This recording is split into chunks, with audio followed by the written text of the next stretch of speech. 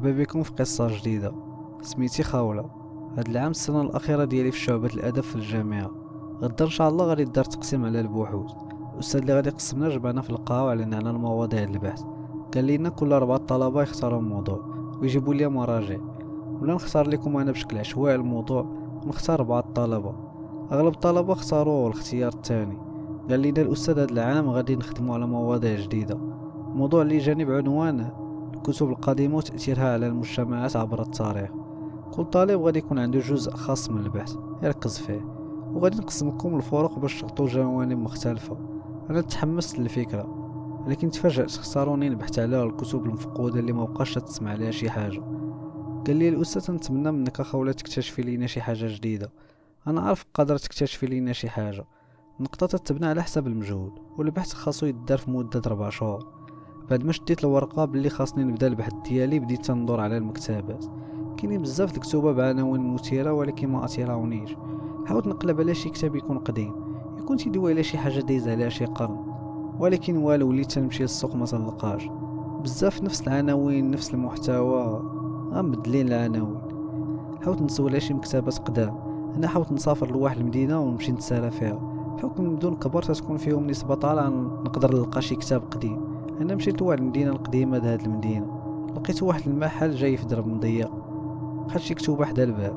ولكن فاش قربت ليه لقيتها مكتبه كبيره. حدا الباب كاين واحد الراجل كبير شاد واحد الكتاب تيقرا. سولت واش ممكن ندخل، رد عليا مرحبا. دخلت المكتبه قديمه بزاف فيها الغبره في كل جهه. مول المكتبه ما مهتمش بها والكتوبه بزاف وكاع ما منظمين. حس بيا بلي ديرونجيت من هاد الملاحظه، ولكن الصراحه هادشي اللي بغيت. هنا دخلت لقيت تنزل الكتوبه تنعاود نحطهم. هنا قال لي في هاد المكتبه الكتاب اللي تيختارك ماشي انت اللي تختاريه. ودار واحد الضحكه خفيفه، نيش لي بصبعو جايت واحد الرفوف ومشى رجع للبلاصه ديالو. بديت نختار مزيان الكتوبه، كاينين كتوبه بزاف. حتى دابا اختاريت 3، ولكن بغيت يكون شي كتاب مهم. انا هزيت واحد الكتاب ما فيهش عنوان، بغيت نحطو حيت ضروري خصني عنوان الكتاب في البحث. قلت بلاتي نحلو نشوف اش فيه. لقيتو مكتوب فيه كتاب يحقق الامنيات. عجبتني الطريقه الذكيه في تسويق الكتوبه. عرفت شحال ليا باش نختار هاد الكتاب. قلت ندي هاد الكتاب تقدر تكون فيه شي معلومه ما نضيفها في البحث. في المجموع اختاريت 5 الكتب وسطهم داك الكتاب اللي بلا عنوان. انا شديت 5 الكتب وحطيتهم لي فوق واحد المكتب. الراجل المسن بدا تيقلب الكتب وهو يلاحظ الكتاب اللي ما فيهش العنوان، وعينيه وسعوا بحال شي حاجه صدماتو. قال لي بصوت ناقص بحال تيحاول يحضرني. الكتاب اللي اختاريتي مزيان، ولكن هاد الكتاب بالضبط ماشي بحال الباقي. انا كنت غارقه في الحماس وضحكت. قلت لي على شنو اللي تيخلي الكتاب مختلف. الراجل سكت واحد شويه بحال تردد في الجواب. في الاخير قال لي هاد الكتاب ما كيختارش شي شخص عادي. الا اثيرك راه كاين تما شي سبب خاص، ولكن تفكري كل كلمه فيه عندها معنى وكل امنيه عندها ثمن. قال لي اللي عنده الشجاعه هو اللي غادي يقرا. انا ضحكت وقلت لي هذا غا تسويق زوين، ولكن مجرد كتاب ماشي شي حاجه. انا الراجل المسن دار واحد الضحكه غامضه. قال لي يمكن، ولكن ما تنسيش نصيحتي، ما تكتبيش شي حاجه ما مستعداش للثمن ديالها. انا خرجت بلا ما نعطي اهميه للكلام ديالو. خرجت متحمسه باش نبدا الخدمه اليوم، ولكن كلمات الراجل بقات في البال ديالي. انا قلت غا راجل كبير بغا يدير الدراما مع كليانو. المهم هو البحث ديالي. الصراحه صعيب باش تنظم افكار ليالي طويله وانا وسط هاد الكتوبه، ولكن وليت نحس بالوحده. خرجت الكتاب اللي غامض بلا عنوان. قلت اجي نكتب فيه شي امنيه وانا ما واخداش الامور بجديه. بديت نفكر نطلب شي حاجه شخصيه، شي حاجه كنت كنتمناها. كتبت بغيت نلقى الحب الحقيقي، شخص يفهمني ويكون جزء من حياتي. وسديت الكتاب وحاولت ننسى الموضوع. في الصباح حسيت انني محتاجه نبدل الجو. مشيت لواحد القهوه، طلبت قهوه سخونه. وسط الطيور وسط التركيز ديالي حسيت شخص تقرب مني. هزيت عيني شفت واحد الشخص طويل لابس كوستيم انيق تيشوف فيا بحال انا الوحيده اللي كاينه في القهوه. قال لي سمحي لي انيسه واش ممكن نجلس هنا، كاع الطاولات الاخرين عامرين. كنت بغيت نعتذر منه ونقول ليه لا، ولكن لاحظت حاجه اللي خلاتني نغير الراي ديالي. كنهز نفس الكتاب اللي بلا عنوان. قلت لي هذا الكتاب مثير للاهتمام. قال لي هو مبتسم. هذا الكتاب كنبحث عليه مده طويله واخيرا لقيته. الصراحه نقدر نقول انه هو اللي جابني للمقال اليوم. انا استغربت كيفاش كتعرف هذا الكتاب صدفه غريبه، حيت انا عندي بحث عليه. واش كتهتم بالادب القديم؟ الشاب رفع عينيه وقال كنقلب عليه هادي شهور وسمعت انه كيحكي على اسرار الادب القديم وبعلاقه الانسان بقوه خفيه. حتى لقيته في واحد السوق قديم ما توقعش نلقى حد مهتم به. هنا ضحكت وقلت لي انا كنقلب عليه في اطار البحث الجامعي، ولكن كنت متردد بزاف. واش فعلا كيستاهل هاد الصومعه؟ هنا قال لي واش كتردد دي قبل ما تشري ولا شي حاجه اللي فيه شدت الانتباه ديالك؟ جاوبته القدر ممكن، ولكن واش تحس فعلا ان هذا النوع ديال الكتوبه عنده علاقه بشي حاجه اكبر من مجرد كلمات مكتوبه؟ جاوبني بواحد النبره عامره ثقه. الكتب القديمه عندها قصه، وكل قصه كتحمل جزء من الحقيقه ديال اللي كتبها، ولكن الحقيقه ديما غاليه الثمن. جاوبته علاش كدوي هكا، واش قريتي شي حاجه غريبه في هذا الكتاب؟ جاوبني هو تيحرك الكتاب مازال، ولكن كاين شعور كل ما قربت نفتح صفحاتو كل ما خاصني نكون مستعد باش نواجهو شي حاجه في الداخل ديالو. قلت لي واقيلا عطينا لهذا الموضوع اكثر من قيمته، انا كنشوف الكتاب كجزء مساعد في البحث ديالي وصافي. هنا جاوبني قال لي هاد الجزئيات هي اللي كتحرك اعظم التغييرات لحياتنا، يمكن الاختيار الجلاس في هاد البلاصه جزء من القصه.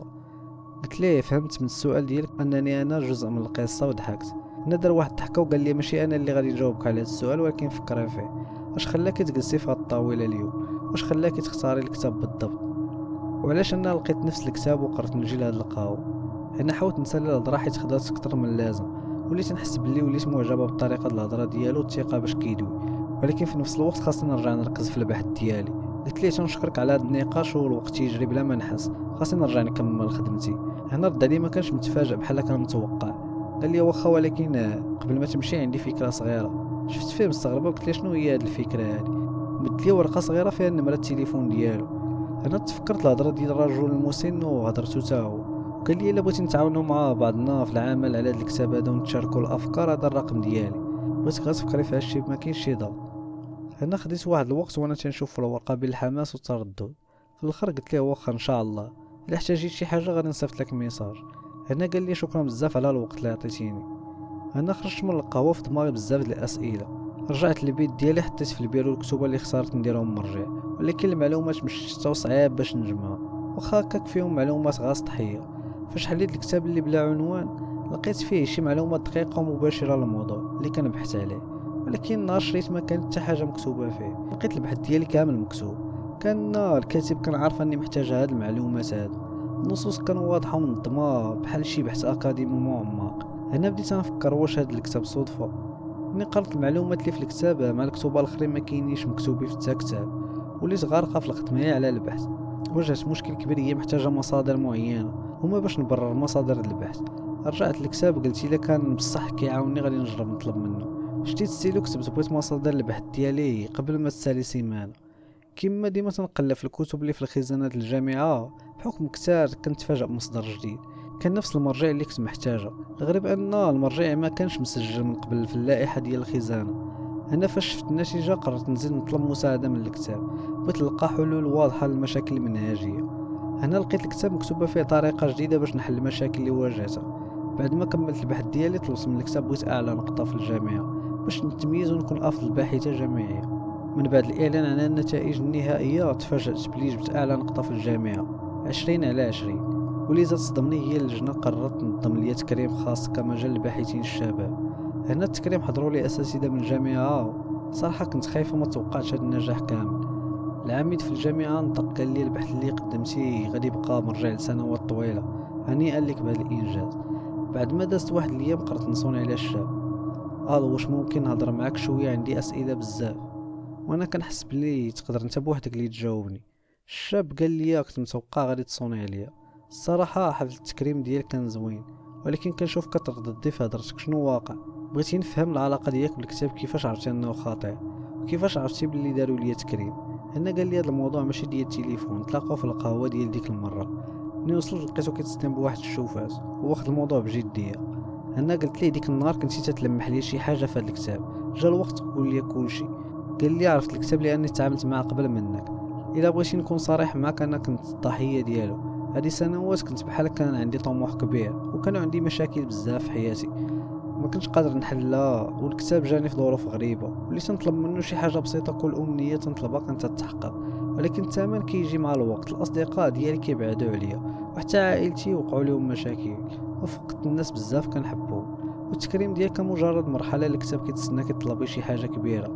انا قلت انا محتاجه الكتاب ما نقدرش نفرط فيه.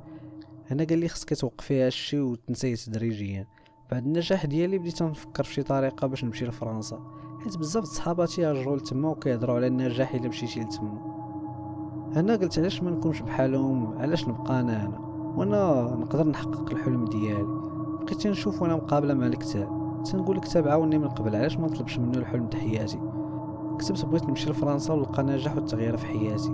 سديت الكتاب هنا في اليوم التالي توصلت مكالمه من الجامعه، كاينه فرصه مزيانه، برنامج تبادل الثقافي بين الجامعه ديالنا وجامعه في فرنسا، واختاريناك من الطلبه اللي غادي يمثلوا المؤسسه ديالنا. جاوبتو بالصحه استاذ، هذا خبر زوين، اش خصني ندير باش نكون مؤهله باش نكون تما؟ قال لي ما خاصك حتى حاجه، دوزتي كاع المعايير، خصني غير شي اجراءات اداريه. انا الفرحه خلاتني نوجد نمشي لفرنسا. تفكرت الكتاب وقلت واش فعلا انا مؤهله لهاد الفرصه ولا الكتاب اللي خلاهم يختاروني. انا تلاقيت بداك الشاب في القهوه، قال لي سمعتك كتمشي لفرنسا، مبروك، ولكن علاش نحس بيكي تتفكري بزاف واخا فرحانه؟ قلت لي ما عرفتش كيفاش نفسر لك، ولكن حياتي مؤخرا بحال فيلم غريب، كلشي اللي كنت باغا كيوقع. قال لي تدوي على الكتاب ياك، واش هو اللي طلبتي يديك لفرنسا؟ قلت له واش غلطت؟ راه كنت بغيت هاد الفرصه من زمان. قال لي الا كان الكتاب اللي خلاك توصل لهاد المرحله خاصك تردي البال مزيان. الاحلام اللي كيوفرها الكتاب كيدفعوها الناس بطريقه ما معروفاش. انا قلت لي بلا ما تدخل وتخرج في الهضره نسولك جو، بغيت نعرف الحقيقه، واش اول لقاء ديالنا كان صدفه؟ قال لي ما بغيتش نقول لك هادشي، ولكن منين وليتي تتحسي بالشك غنكون معاك صريح، نهار شفتك في القهوه ما كانش صدفه، حتى انا عندي كتاب بحالك وهو اللي جابني لعندك.